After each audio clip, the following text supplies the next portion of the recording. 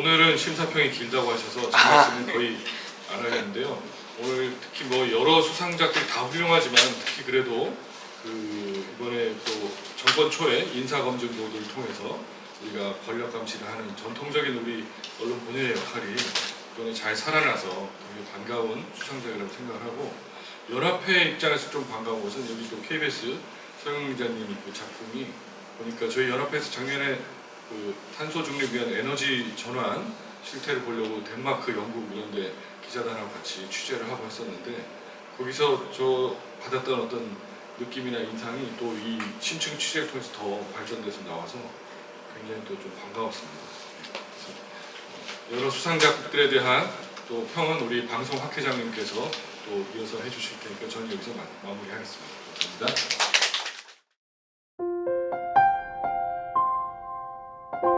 회장님 말씀하신 것처럼 이번에는 출품 편수도 많았고요. 굉장히 옥석 가리기가 너무 힘들었습니다. 너무 좋은 게 많아서 두 편을 공동 수상하냐 아니면 한 편만 주냐, 그 과정에 투표를 3번을 했습니다. 그러니까 4개 부문에서 3번을 투표할 만큼 또 의견이 좀 있었고요. 그래서 오늘 제가 이게 딱 보니까 어느 분이 써주는지 딱 알겠는데요. 아주 짝짝 익었지만 아주 세세하게 써져서 그대로 읽겠습니다. 제202회 이달의 방송기자상 심사평. 제202회 이달의 방송기자상에는 모두 36편이 출품돼 5편이 수상작으로 선정됐습니다.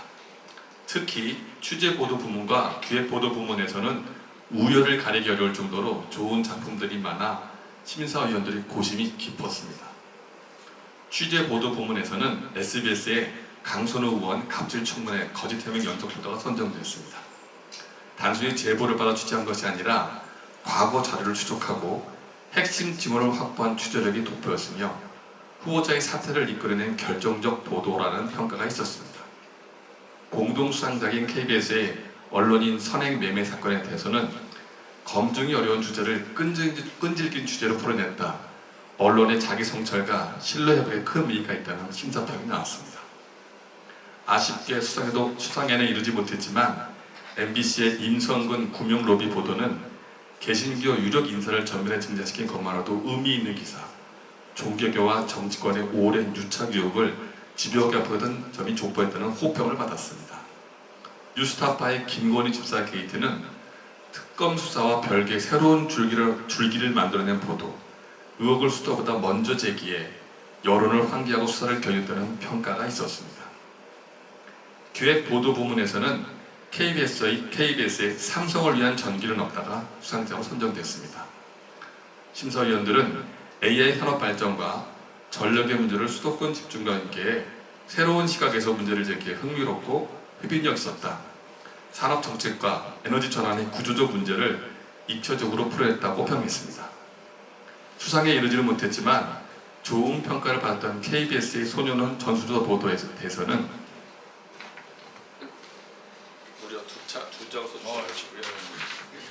차분하면서도 선명하게 소년원 문제를 다뤘다.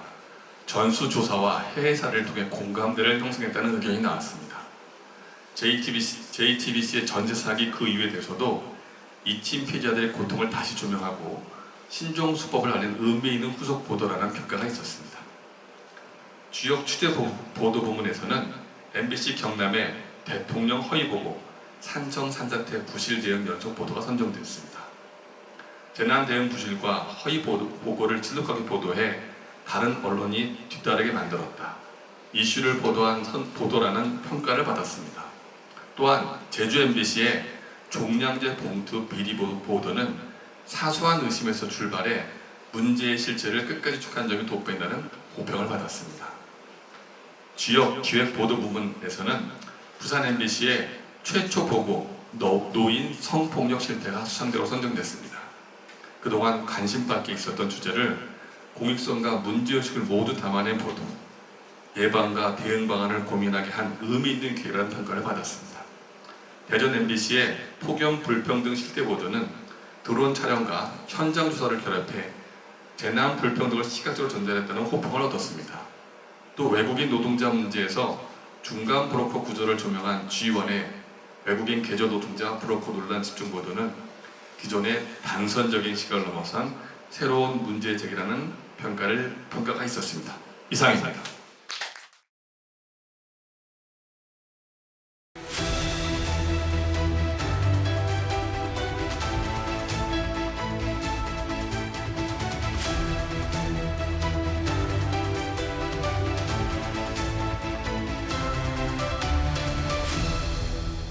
지난 21대 국회 당시 강선우 후보자의 보좌진이었던 A씨. 강 후보자가 수시로 집에서 쓰레기 상자를 들고 나와 버리라고 지시했었다고 말합니다. 또 강 후보자는 자택 변기에 문제가 생기자 또 다른 보좌진 B씨에게 직접 살펴보라고 지시하기도 했다고 합니다. SBS는 강 후보자로부터 갑질을 당했다는 보좌진 여러 명을 어렵게 찾아내 관련 증언들을 들었습니다. 또 이런 행위들을 지켜본 목격자 진술과 증거 자료까지 확보했습니다. 시간이 부족해서 촉박해서 좀 부탁하는 경우는 있을 수 있겠지만 누가 봐도 그냥 집사처럼 연락하고 그러니까요. 모욕적이죠.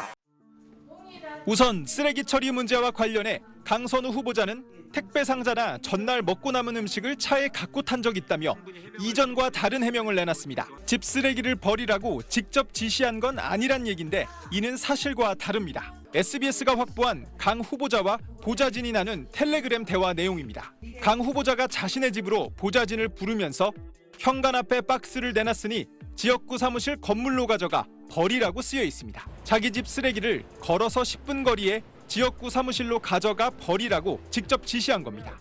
또 오늘 청문회에서 갑질 피해를 제기한 보좌진들을 강 후보자가 법적 조치하겠다고 했는데 사실인지 묻자 강 후보자는 이렇게 답합니다. 다시 한번 묻겠습니다. 우리 2명의 보좌진에 대해서 법적 조치를 하실 겁니까? 한 적 없습니다, 의원. 하겠다고 예고를 하셨거든요. 안 하셨습니까? 하겠다고 예고한 적도 없습니다. 없어요. 하지만 강 후보자는 지난 9일 SBS에 보낸 공식 답변서에서 퇴직한 보좌진이 허위 사실을 유포하고 있다며 법적 조치를 진행 중이라고 밝혔습니다. SBS 안상우입니다. 우선 좋은 상을 주셔서 감사하고 앞으로 이렇게 좋은 상을 받은 경험을 통해서 더 성장해서 더 좋은 기사를 쓰도록 하겠습니다. 감사합니다. 네, 저도 이번 보도를 계기로 이런 갑질 문화가 좀 근절되는 데 도움이 됐으면 좋겠습니다. 감사합니다.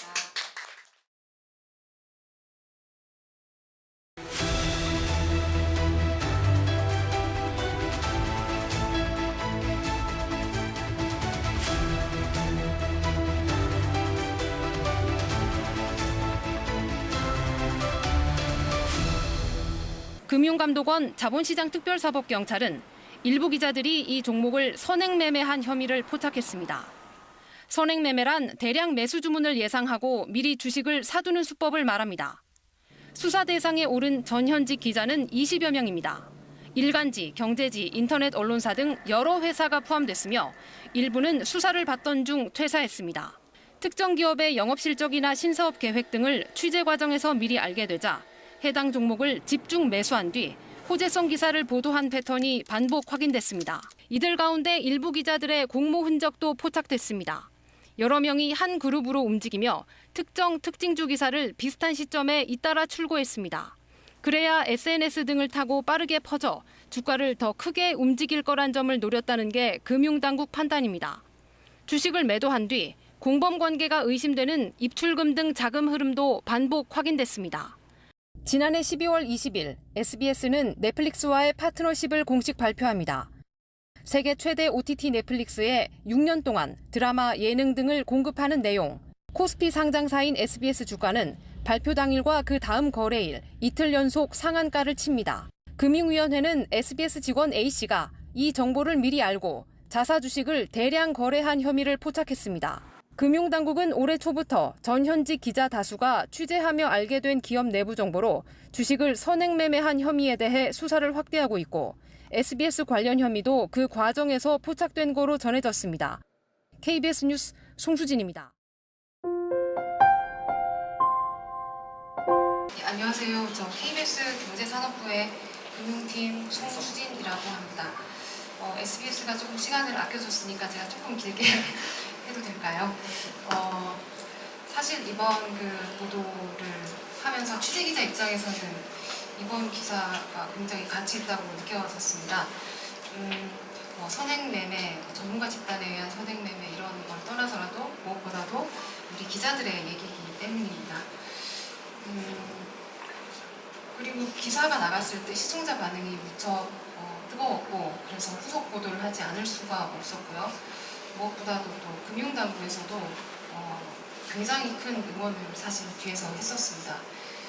그렇지만 그럼에도 불구하고 사실 이번 보도에 대해서 상을 주시겠다고 결정을 하게 된 것은 좀 다른 문제라고 생각을 하는데 아마도 심사위원분들께서 판단을 또 하실 때 여러 가지 이제 조건들이 있었겠지만 좀 어려운 결정일 수도 있겠다는 생각을 저는 잠깐 좀 해봤거든요. 왜냐면 이게 또 기자에 대한 얘기이기 때문에요. 근데 만약에 이 상을 만약에 저희에게 주신다면 그건 딱 한 가지를 의미를 한다라고 저는 봤는데 뭐냐면 우리는 우리 안에서 어쨌든 이 문제를 해결해 나갈 수 있고 그런 가능성이 있고 재발하지 않도록 할 수 있다. 그런 자신감이 있기 때문에 이 상을 저에게 주신 거라고 저는 좀 생각을 해봤습니다. 그래서 제가 사실 기자로 일을 지금 17년 차 정도 된 것 같은데 이런저런 상을 받았지만 그 받은 상 중에서 가장 가치 있는 상이 아닌가, 값진 상이 아닌가 그런 상의 주인공이 제가 돼서 또 지선호 기자가 또 도와줬지만 함께 하게 돼서 매우 영광으로 생각합니다. 자부심, 그러니까 방송기자로서의 자부심을 잃지 않고 앞으로도 열심히 발굴하도록 하겠습니다. 그리고 지선호 기자도 한 말씀 해주시죠. 네. 소감을 말씀드리기 좀 쑥스럽지만 짧게 해보겠습니다. 방송 뉴스에 있어서 경제 리포트를 데일리에 다룰 때 영상의 역할이 영상의 물론 주인공이 될 때도 있지만 뭔가 약간 기자가 쓴 여러 가지 발굴 팩트를 두드러지게 잘 표현해주는 약간 보조적인 역할을 할 때도 분명히 있는데 그러한 역할을 이번에는 충실히 하려고 노력을 했고 영상이 뭔가 보조적이지만 기자가 발굴한 팩트를 잘 표현해줄 수 있을 때 방송가에서도 뭔가 약간 신문지상 지면과 달리 이런 것들을 좀 더 폭넓게 잘 다룰 수 있는 풍토가 많이 좀 쉽게 자리 잡았으면 하고요. 언젠가 또 영상이 조금 더 빛나는 역할을 할 수 있을 때 그 나름대로 경제 리포트에 있어서 좀 머리를 많이 써서 훌륭히 표현해보는 그런 전진하는 자세를 갖고 열심히 취재 기자와 같이 노력하도록 하겠습니다. 고맙습니다.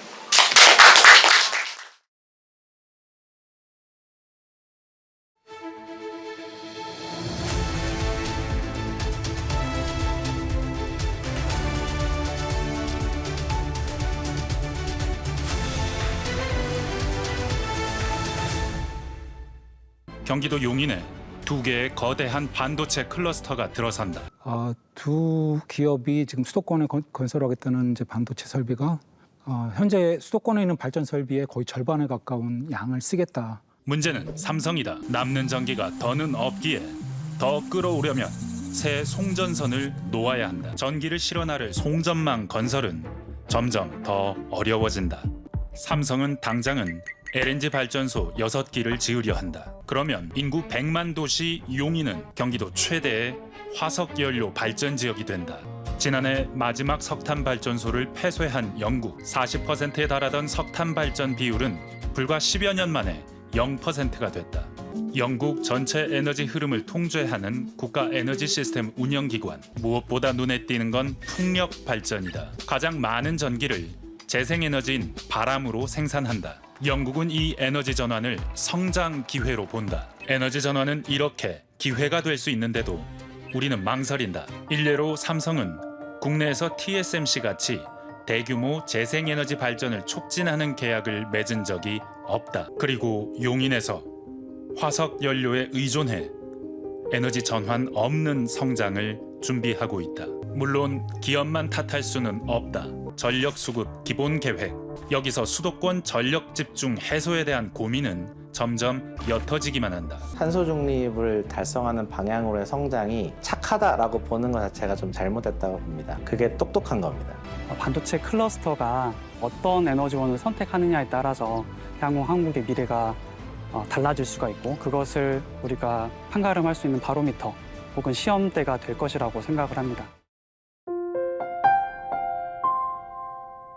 사실은 제가 경제학과를 나와서 회사에 들어오면 경제부 보도도 많이 하고 좋은 보도를 많이 할 수 있을 거라고 생각했는데 두 번째 유가직을 할 때까지는 10년이 지났는데 그때까지 크게 의미 있는 보도를 했다거나 아니면 기자상이라는 게 아주 큰 의미가 있겠냐만 기자상을 받을 만한 보도를 거의 하지 못해서 내 기자 인생은 좀 실패한 것인가, 나는 좀 의미 있는 보도를 많이 할 줄 알았는데 10년이 지나면 이제 더는 그런 일이 기회가 없을 텐데 하는 걱정을 많이 했고 내 스스로의 기자 인생에 대해서 좀 돌아보고 좀 슬퍼하고 아쉬워하고 그랬는데 두 번째 휴직과 세 번째 휴직 사이에는 그래도 상당히 괜찮은 평가들을 많이 받아서 좋은 상을 많이 받았고 특히 지난 한 3, 4년은 개인적으로는 경제 기사를 텍스트로 써서 방송기자지만 굉장히 많은 분들에게 사랑을 받았고 그 결과 책도 2권 정도 쓸 수 있었고 특히 마지막 2년은 사실 저희 회사는 상당히 좀 어려운 시기였고 저 개인적으로도 좀 어려운 시기였지만 운 좋게 기획보도를 할 수 있는 부서로 와서 한 2년 정도 제가 하고 싶은 재미있는, 의미 있는 그리고 서사가 있는, 흡인력 있는 이야기들을 많이 할 수 있었습니다. 상을 받아서 좋기도 했지만 그런 이야기들을 충분히 할 수 있는 KBS의 시스템에 감사하기도 했고 개인적으로는 굉장히 힘들면서도 의미 있고 재미있는 보도를 많이 했다고 생각합니다. 운이 좋았습니다. 세 번째 유가직을 하면서는 내가 20년 가까이 기자 생활을 했는데 꽤 재미있는, 내 개인적으로는 의미 있는, 사회적으로도 약간은 흥미로운 이야기들을 좀 했구나 하는 생각이 들어서 마음이 홀가분하니까 집에 가서 셋째 막둥이, 늦둥이를 좀 더 열심히 잘 볼 수 있도록 노력하겠습니다. 상을 주셔서 정말 감사합니다.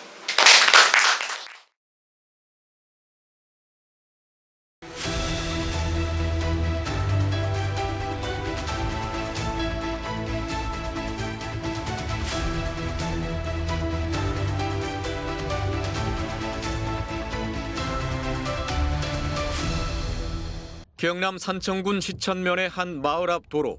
산사태가 일어나 도로로 토사가 밀려들어 달리던 차량들이 부서지고 길이 막혔습니다. 시간당 100mm가 넘는 극한호우가 내리기 12시간 전인데 벌써부터 산사태가 발생하기 시작한 겁니다. 하지만 대피조차 없이 시간은 지나갔고 다음 날 오전 9시 25분부터 산사태가 집을 덮치기 시작했습니다. 하지만 산청군은 오후 1시 50분이 돼서야 전 군민 대피 명령을 내렸습니다. 산사태 경보 발령도 늦었습니다. 인명피해를 막겠다는 선제 대응과는 거리가 멀어 보입니다. 이번 폭우로 가장 많은 사망자가 나온 부리마을을 찾은 이재명 대통령. 이 대통령은 산청군 관계자들에게 올봄 대형 산불이 났던 곳에 피해가 없었는지 물었습니다. 시천면이 아까 화재도 발생했던 지역이고 네, 산불 났던 지역입니다. 그런데 피해가 없어요. 네, 저희 이 대통령은 3차례에 걸쳐 물었지만 정영철 산청 부군수는 시천면에 피해가 없다는 식의 답변을 이어갔습니다. 과연 그럴까? 올봄 대형 산불이 인근까지 번진 경남 산청군 시천면 양당마을. 지난 19일 폭우에 마을 뒷산이 무너졌습니다. 정 부군수는 이번 폭우에 시천면엔 인명피해가 없었다는 뜻으로 한 말이라고 해명했지만 산불 피해 지역 주민들은 한결같이 대통령 앞에서 한 부군수의 발언에 어이없다며 분통을 터뜨렸습니다. 산불의 영향이라고 봅니다. 내려가시다 보시면 돌무더기도 되게 많아요. 그런데 여기에서 산사태가 나지 않았다고 말을 하는 사람들은 눈도 없고 귀도 없고 생각도 없는 MBC 뉴스 박종웅입니다.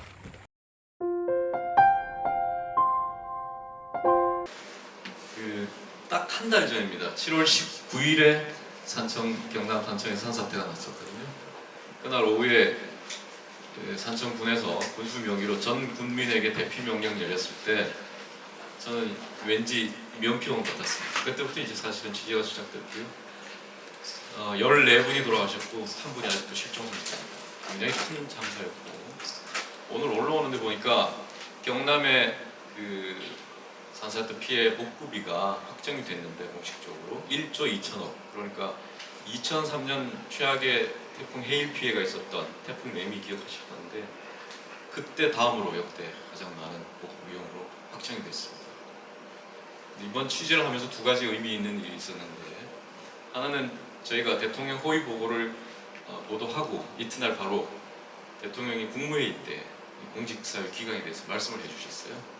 또 브리핑에서 또 산청 사건이라고 확인해 주셨고, 그게 의미 있었고, 두 번째는 7월 31일 마지막 7월 마지막 날에 산청에서 가까운 1시간 정도 떨어져 있는데 거창군이라고 있습니다. 거창군에 계시던 72살 되신 어르신이죠. 그분이 직접 산청군청에 가서, 산청경찰서에 가서 이 산청군수와 부군수를 직무유기 혐의로 고발하셨어요. 제가 찾아갔더니 도저히 저희 뉴스를 보고 참지 못하겠다. 어떻게 제대로 대피 명령하고 했으면 좋았을 텐데 분명히 이제 군수, 부군수의 책임이 크다 하시면서 직접 가셨어요. 경찰서에. 두 가지가 기억이 나고요. 그리고 오늘 올라오다 보니까 청도에서 또 KTX 사고가 났어요. 두 분이 돌아가시고 많이 다치셨던데 저희가 이제 기차도 많이 연착이 되고 늦었는데 어쨌든 그 사고가 끊이지 않는다. 제가 재난 때문에 이 상을 수상하러 가는 길에도 큰 사고가 또 일어났거든요. 저희한테 또 영향을 미쳐. 저도 앞으로 기자로서 또 사회가 국민이 안전할 수 있을 때까지 더 최선을 다해야 되겠다 이런 생각하면서 올라왔습니다. 그 상을 주셔서 감사합니다.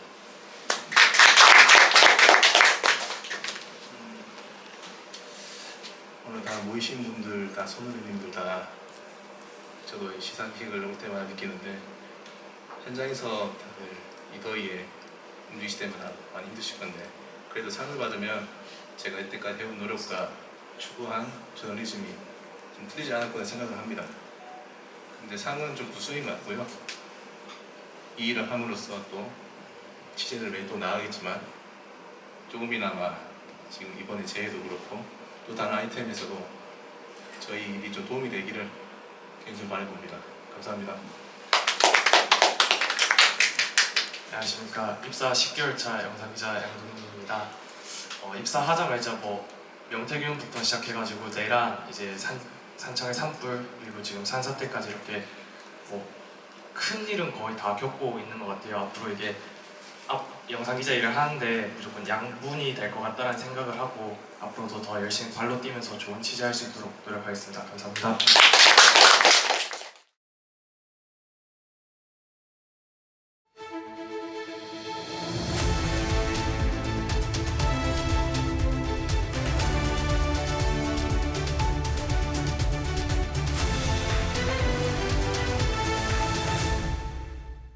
경북 구미의 한 주택. 마을 이장이 대화를 나누던 90대 여성을 끌어당겨 억지로 눕힙니다. 유사 강간에도 반항조차 할 수 없습니다. 고령의 치매까지 알아 쇠약해진 몸은 더 망가졌습니다. 더 고통스러운 건 여성으로서 자존감마저 무너졌다는 겁니다. 나를 늙은 할머니라고 함부로 그렇게 나를 갖다가 욕을 보여도 이런 욕을 보일 수가 없다면서 수치스러워 하셨어요. 60세를 넘는 성폭력 피해자는 2022년 844명으로 10년 새 177%나 늘었습니다. 지난 3년간 노인 성범죄 1심 판결문 461건을 확보해 분석해봤습니다. 가해자 461명 중 58%, 절반 이상이 옆집 이웃부터 경로당 회원까지 피해자 지인들이었습니다. 아는 사람에게 도움 청할 곳 없는 장소에서 벌어진 범죄는 반복되고 또 집요했습니다. 피해자들은 몸이 쇠약해서 부끄럽다는 이유로 제때 범죄 사실을 알리지 못한 채 고통은 이어졌습니다. 한국형사법무정책연구원 연구 결과 피해자 100명 중 경찰 지인에게 피해 사실을 알린 사람은 단 7명. 수면 위로 드러나지 않은 노인 성범죄가 훨씬 더 많다는 의미입니다. 노인 성범죄 피해자는 범죄 특성 외에도 피해자가 고령이란 특수성 탓에 수사나 재판 과정에서 어려움을 겪게 됩니다. 듣고 바로 즉각적으로 이해하고 답변하는 게 어려울 수도 있기 때문에 기억력의 감퇴라든지 인지 저하 능력 부분들에 있어서도 문제가 있을 수 있습니다. 수사 재판 과정에서의 법률적 지원 방안을 찾는 게 급선무입니다. 무엇보다 수면 아래 갇힌 노인 성폭력 문제를 더 늦기 전에 공론화해 함께 해결 방안을 찾으려는 노력이 필요하다는 목소리가 나오고 있습니다. MBC 뉴스 조민입니다. 저는 이제 입사 5년 차인데 처음으로 한 기획으로 이렇게 좋은 상을 받게 돼서 정말 영광이고요. 기자 지망생 시절부터 사실 여기에 제 이름이 나오는 게 저의 하나의 목표 중에 하나였는데 이런 순간이 오게 돼서 또 그런 기회를 저희 회사에서 줘서 항상 감사하게 생각합니다. 특히 이 주제는 이제 제가 기자 지망생 때 봤던 영화에서부터 시작해서 언젠간 이걸 내가 한번 제대로 취재하고 싶다 했는데 지금 기회가 돼서 여유를 갖고 취재할 수 있었고요. 기사를 통해서도 확인이 되지만 사실은 그 판결 내용을 보는 것 자체도 굉장히 마음이 힘들고 또 취재를 하는 과정에서 답답함도 굉장히 컸고 또 제가 첫 기획이다 보니까 스스로 이게 좋은 내용으로 제가 잘 하고 있는 건지 혹시나 뭐 피해자에게 문제가 생긴다든지 사람들한테 선정적으로 다가가진 않을지 굉장히 많은 부분들을 고민을 했었는데 그게 이 결과로 또 내외부에서 좋은 평가와 이렇게 상까지 이어져서 앞으로 나아갈 동력이 되는 것 같습니다. 첫 기획이어서 굉장히 많은 자충우돌이 있었는데 그 모든 걸 함께 해주신 저희 선후배 특히 그 현장에서 저랑 거의 부산에 있는 모든 노인분들을 촬영한 그림이 없어서 굉장히 고민을 많이 했었는데 저희 방송기자인데도 불구하고 그걸 항상 함께 해준 우리 이석현 기자께 가장 감사드립니다. 고맙습니다. 안녕하십니까. 부산 MBC 이석현 영상기자입니다. 선배도 방금 말씀하셨지만 저도 이번이 첫 기획으로 같이 이제 처음 하는 두 사람끼리 기획을 하다 보니까 사실 힘든 점도 많았습니다. 근데 그럼에도 불구하고 선배께서 잘 이끌어 주시고 다른 선배분들도 다 잘 도와주셔가지고 이렇게 좋은 결과를 도출할 수 있었음에 뿌듯함을 느끼고 그리고 저도 사실 잘 몰랐습니다. 이런 노인 성폭력에 대해서. 저도 그래서 이번에 취재를 하면서 판결문들을 보고 내용을 보면서 참 충격 아닌 충격을 많이 받은 부분이 있고 이렇게 수면 아래 갇혀있는 노인 성폭력 문제에 대해서 저희의 이런 보도로 인해서 조금이나마 세상 밖으로 조금 올라올 수 있었음에 뿌듯함을 느끼고 감사함을 전하고 싶습니다. 감사합니다.